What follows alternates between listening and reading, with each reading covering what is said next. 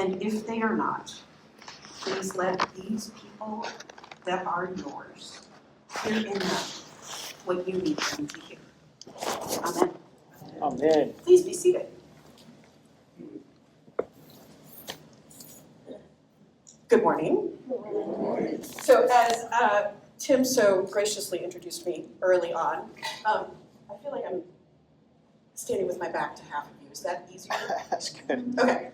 So my name is Missy Morain, and please call me Missy. I am the Missioner for Christian Formation, Missioner for Christian Formation, Children, Youth in the Diocese of Los Angeles, which I think meant we really want to make sure people know we're talking about children and youth around here. My job is a new job. It is about a year old, and really has not existed in this diocese in any form in at least 20 years. My position is entirely paid for by a 4-year grant that the diocese received from the Lilly Endowment as a part of their Nurturing Children through Prayer and Worship initiative. And the Diocese of Los Angeles' initiative is called Immersed in Worship. And the idea behind this grant was to help, it's really twofold. One was to create a network and to create a way to resource congregations in this diocese, which is not novel for most Episcopal dioceses, but still is somewhat novel here because it's a weird diocese. I would qualify that, but we'll just leave it at weird for now. There aren't any cameras directly to my boss's office. Okay, good. And the other half of that really was designed to help churches and communities in this diocese match the very robust theology of children and youth and young people in general that the Episcopal Church has with its lived reality, which is for the most part not where most of our churches are. I will say, St. Mike's is ahead of the curve. This is a good thing. So, I kind of want to start with why a little bit.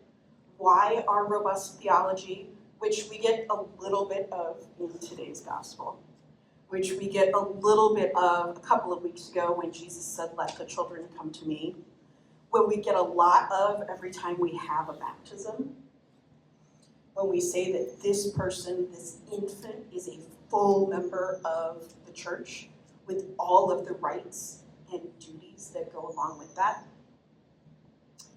But part of our challenge as a church is that our worship really doesn't match that lived reality of children and young people being a full part of the worship. So why is that? Have any ideas? This is not a trick question. Okay, so families aren't coming. Why would that be? Do not say soccer. I was going to say soccer. It is not soccer's fault that soccer grabbed the open day on the calendar that was probably 40 years ago. Yeah. Because there was space for soccer to grab. Yeah. It's kind of simple and it's also kind of complex. One, we have this really rich liturgy that is full of mystery, and sometimes we kind of take it out and explain the mystery away. We have these really phenomenal priests who have been trained beautifully and who have an awful lot of work to do. Sometimes that work gets in the way of creating and opening up doors and making liturgy feel in ways that's accessible to the whole body of Christ. Sometimes we have buildings that are not particularly friendly to noise or to dropped matchbox cars or monster trucks or Legos or magnetiles. Magnetiles are fun, but they make a lot of noise when they drop, right? Except here, you guys have got carpet, which is fabulous, but why don't a lot of churches have carpet? I can hear it a little bit. It has to be clean. Well, carpet has to be cleaned, but why else? Well, some of them are old. Some of them are old, Yeah. and a whole lot of churches were built for music Yeah. and for singing Yeah. and less for the spoken word.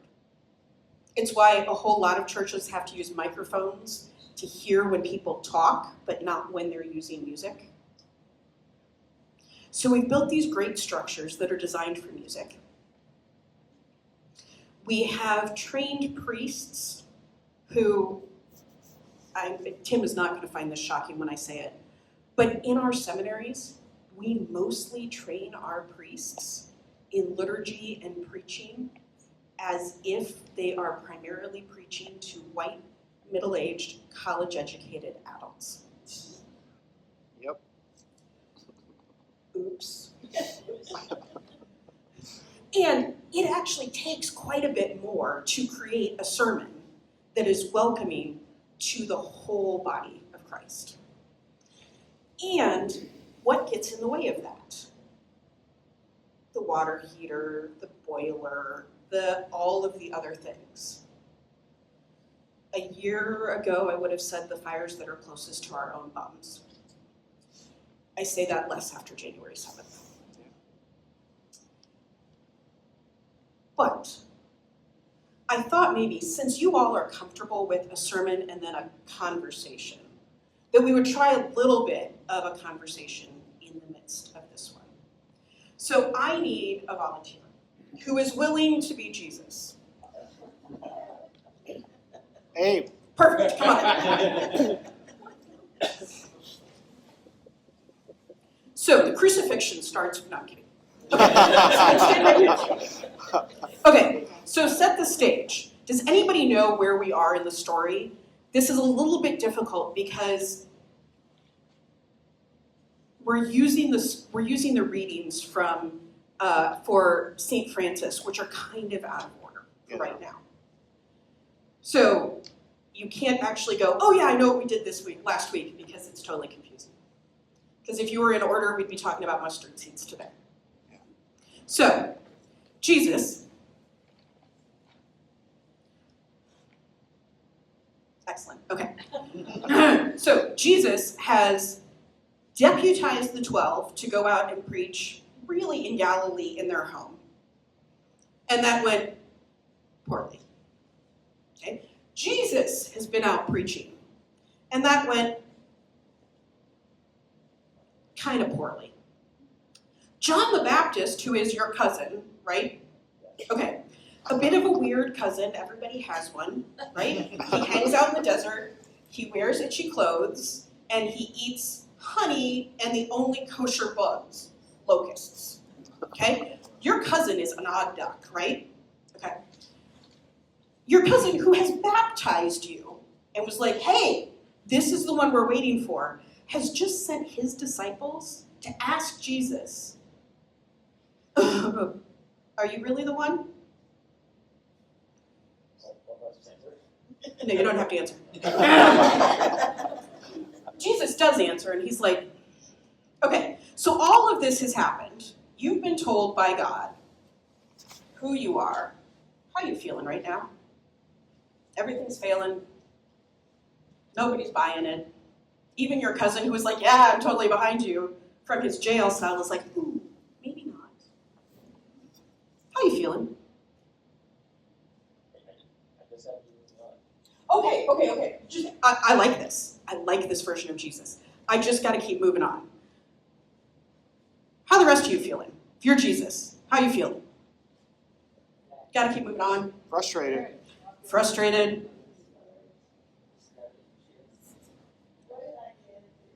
I get into? See, I like this Jesus is the Jesus that I'm gonna keep paying attention to here. But, so Jesus says this prayer. Go ahead.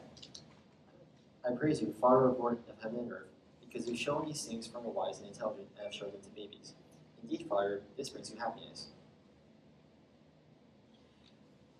Every time I read this, I'm trying to figure out whether Jesus is being snarky or honest. Because Jesus is like, hey, I'm gonna keep trucking.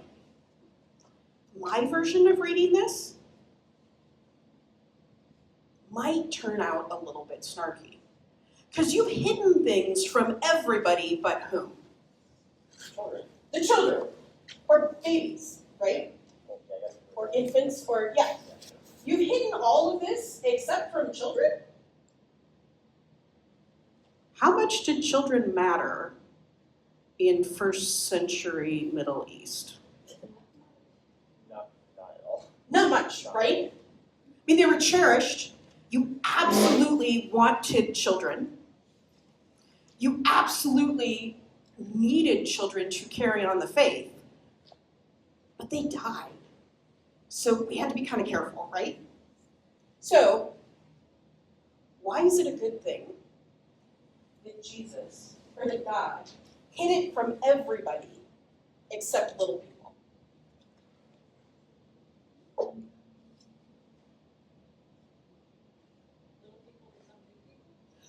Okay, little people become big people. Why us? They're the ones who are more likely to believe. Okay, they're more likely to believe. Why?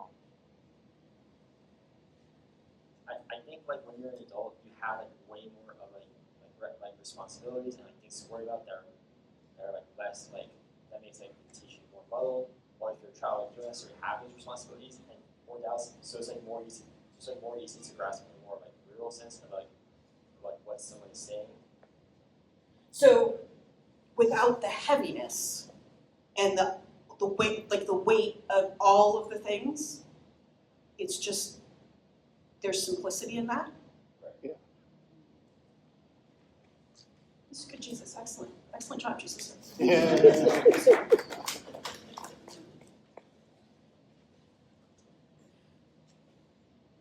I hadn't even thought about this piece of it, but scientifically, we know that young people that every single person is born. So something that Jesus knew 2,000 years ago. Remarkably, we now have scientific evidence for, which is that, God bless you, young people are born with an innate sense of spirituality. That young people are born with a connection to the larger and to the holy. We as a community have a choice in what happens with those muscles after birth. Because what happens to a muscle if it's not worked? Atrophies, yeah.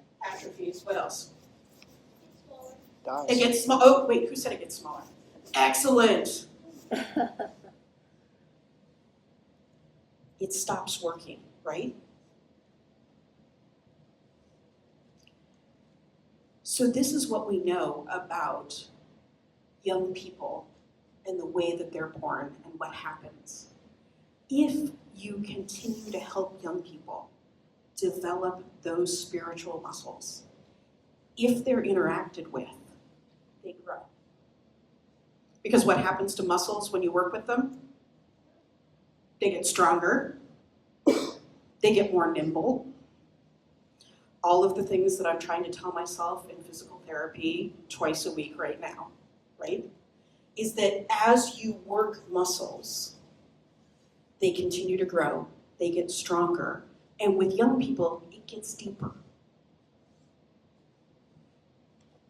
It also means that it's always there.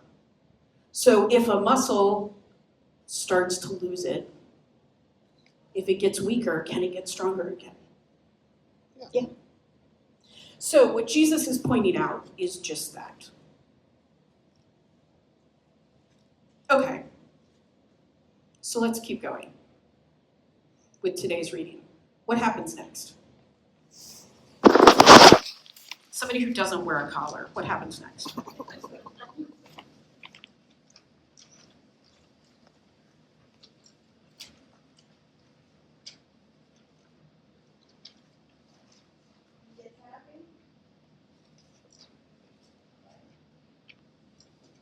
He starts talking to the crowd who's there, right?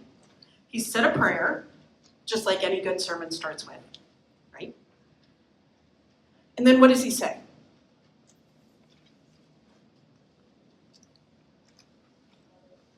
Yeah, what does he say?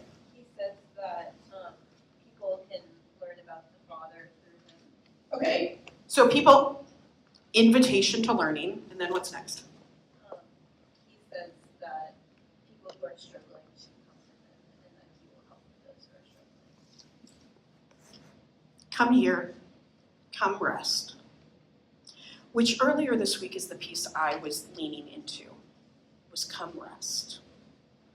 What is Jesus saying? What is Jesus saying to you right now with come rest?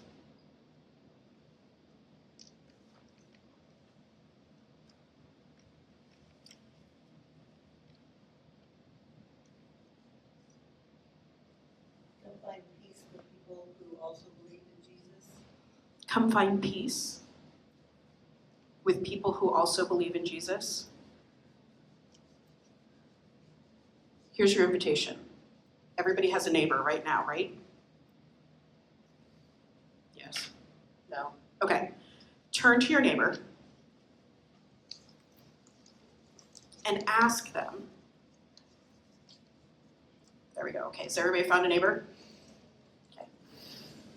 I wonder what rest, you can get in threesomes. I wonder what rest is Jesus inviting you into this week?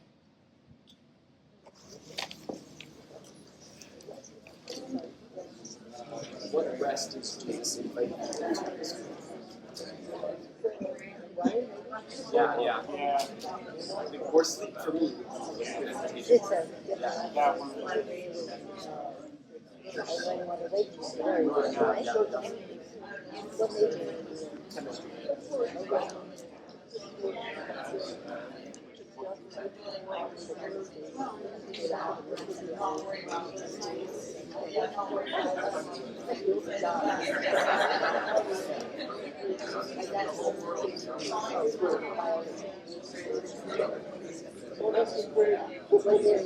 First, yeah.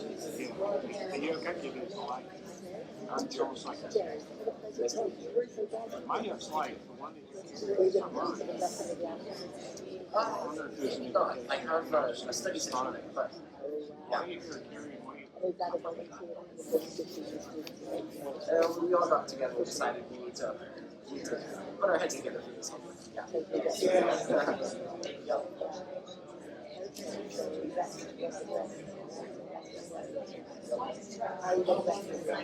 How about the rest of the day? I'm probably gonna watch the football game tonight. After the game with my friends. Yeah, one of my friends. Yeah.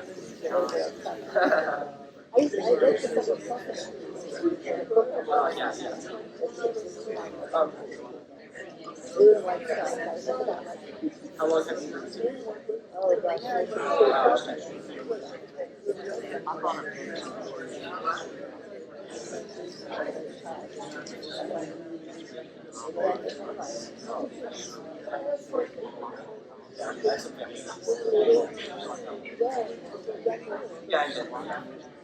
Okay. Is anybody comfortable sharing what rest Jesus is inviting you into this week? Oh, yeah, okay, wait, no, I want everybody to hear this one because this is my favorite so far. None of the rest of you will top it. Okay. Quit trying to live up to everybody's expectation of you. Heck yeah. Wow. Yeah. right, we're done. I know, we're done now. Anything else? Any others? Jesus is a refuge, not a sword. Oh, Jesus is a refuge, not a sword. You are enough. You are enough. Breathe.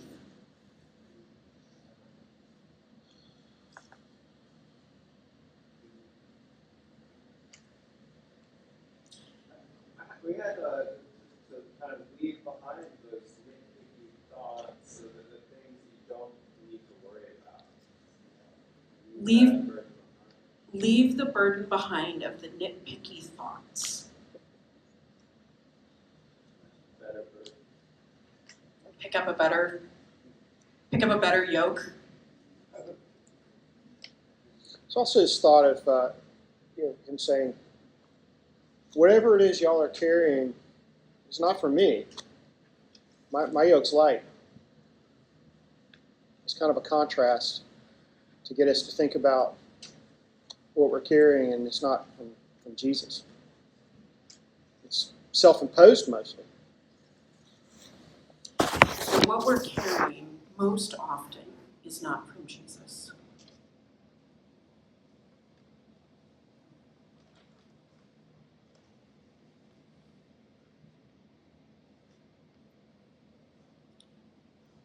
Okay. Now that we've set things down, there is another piece that Jesus gives us to do. What's the next piece? And I miss this all the time. This may be the first time in this reading that I caught this, that this piece I heard.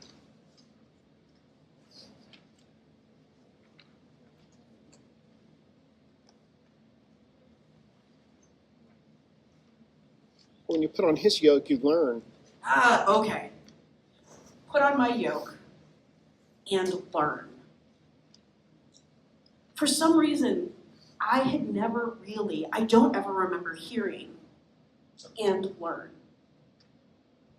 I remember hearing the put stuff down, which I think spoke to me because this world feels like it doesn't ever stop right now. Right?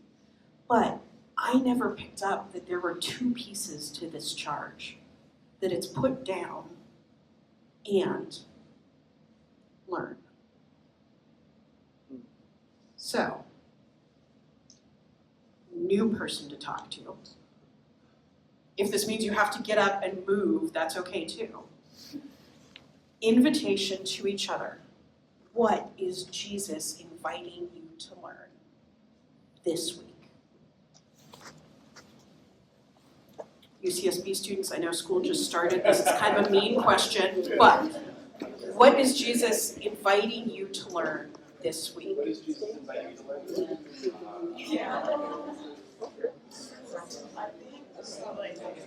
Everything is my fault. Like, I'm not blaming myself for things that are kind of not my fault.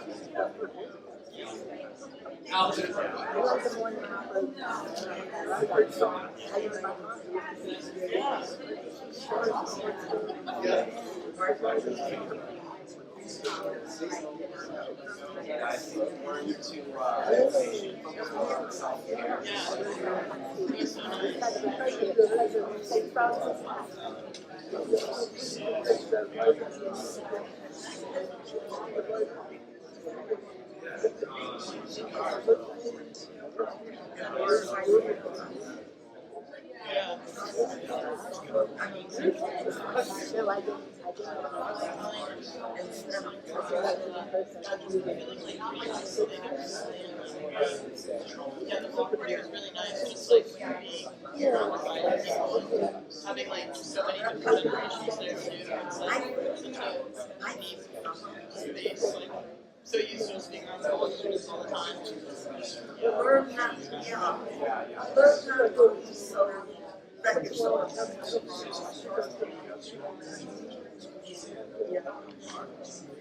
From the Bay.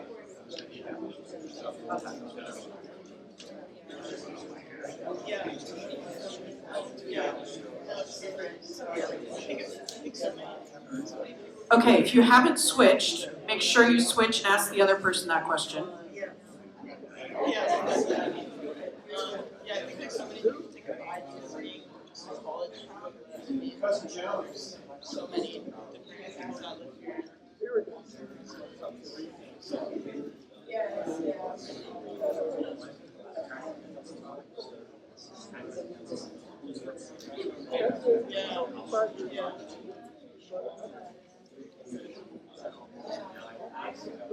Okay. Yeah. Is anybody feel comfortable sharing what Jesus is calling you to learn this week? You've sat down, and what are you being invited to learn?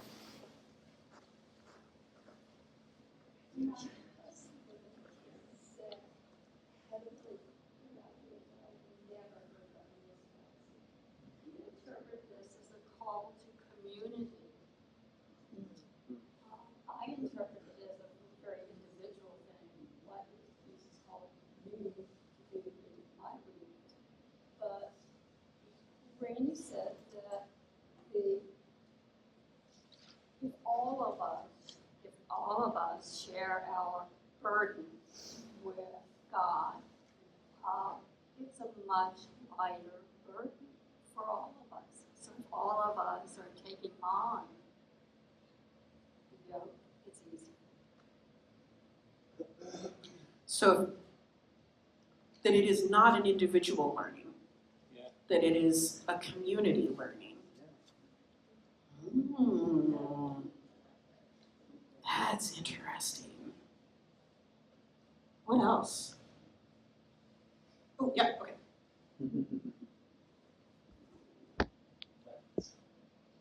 Maybe look life in the face and stop trying to cover yourself. Wow. Okay, so I'm going home to your house. Do you have an extra bedroom at your house? Oh, excellent, okay. How do you feel about cats? Oh, good, okay. Okay, well, I guess I'm not going home with you guys. There's a fish and a cat. That's, what else?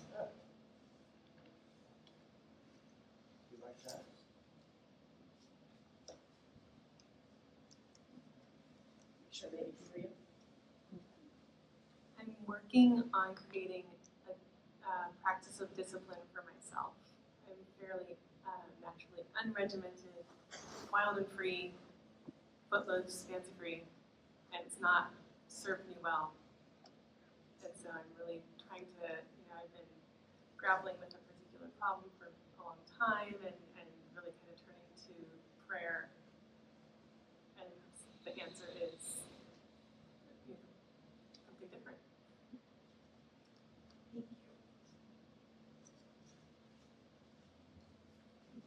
Thank you, all of you, for sharing with each other and for sharing with this big group. I have one more for you. So Jesus is saying all of this to a crowd. I wonder, what is the conversation that each of those members of the crowd had on the way home?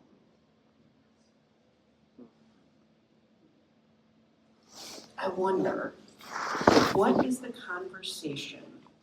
What were the conversations that happened as people walked home? Or when they got home and the neighbor said, I hear you were following that guy. What do you think the conversation was? I invite you to talk to somebody new or somebody old. What do you think? Oh man, yeah. What was the conversation? I'm here on that stuff. Yeah. What do you say for yourself? I feel like you say, like. Oh, yeah. I'm sorry, I'm really lost. You might not listen to this, and now you got to like almost like Go and listen to someone and like hear what they have to say to you. Turn around and look at yeah, yeah.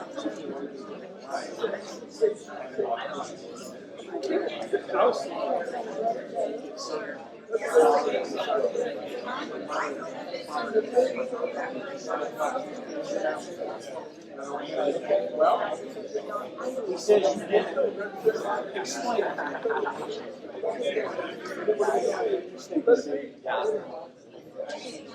Probably would have explained it to him nicely. There's so many things that come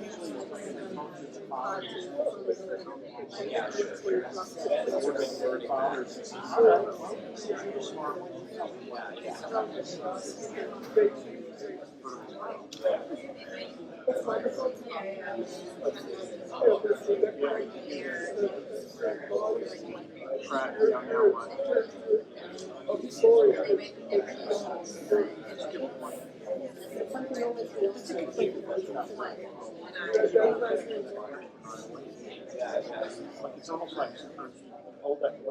Okay. Does anybody want to share? Jeremy does. Excellent. Sorry. Wait, Jeremy, do you really want to share? Yes. Okay. I know what colleagues will do. Sometimes they are like, hey, volunteer you. Okay, Jeremy. I said the conversation is like, well, now what? Now we've gone to this guy, we've heard what he has to say, but like that's sort of the easiest part, is just hearing what someone has to say and then actually turning around and trying to make something out of it and trying to make that change. And as Tim said, it's sort of a process, and that now what question extends, from the walk home to like a few weeks later, and how to actually make change is sort of the next step. I like this. Now what? Jesus. I've set you up now for the rest of your. Okay. I was gonna ask, why are we following so many rules when it comes to like tradition and the Sabbath? And I think that this probably needs more context, right? Oh, it's the Bible always needs more context. Yeah. Okay. Yes. Yes. Okay. So obviously like during the Sabbath or like during like Jewish life, there are like always like very specific rules and like conditions that you kind of have to follow in order to be included inside the covenant. Obviously, like the Pharisees and Sadducees would add extra rules, extra stipulations to make sure like, oh, you're trying to make sure you're following these right. But then it's a lot of like things that like are very like complicated. While Jesus calls for something a little more simple, like he just says, my yoke is easy, my burden is light. Like it's like less complicated. It's like supposed to be simple. Like there's not supposed to be like a lot of things you're supposed to follow. It's not. This obviously doesn't really happen, but that's the point. But like following Jesus is supposed to be easy. At least that's how he says it. Ooh, there's a good conversation on the walk home. Yeah. Are we making this all too hard? Yeah. Maybe. What? Aha. Okay.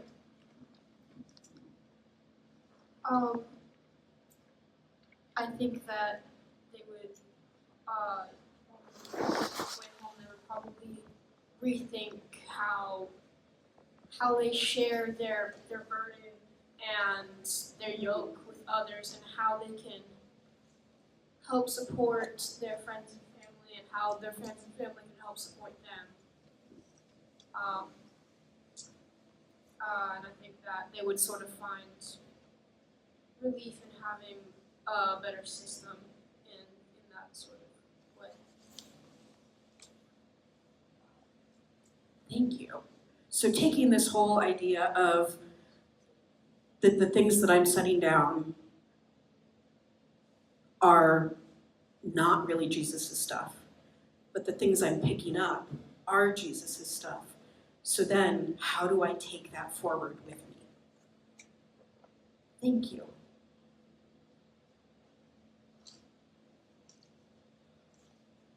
Anybody else?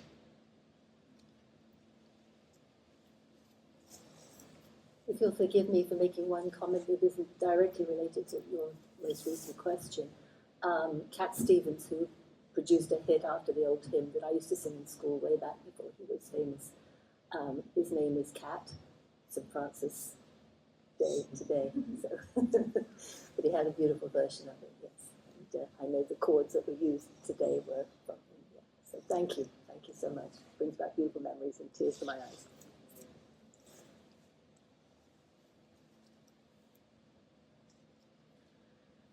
Thank you for your conversation. Thank you for your wisdom. There were things that I heard today and thoughts that I've really never explored. That there are places you've all raised questions that I will think about on the way home, and that I invite you to play with this week as you work on setting down, as you work on picking up Jesus. And then as you wonder this week about how you get to continue to follow Jesus. So, the Lord be with you. Also with you. Gracious God, we thank you for bringing us together this week for the wondrous questions and answers and spiritual work that you have done with each of us as we attempt to be children of God and follow you.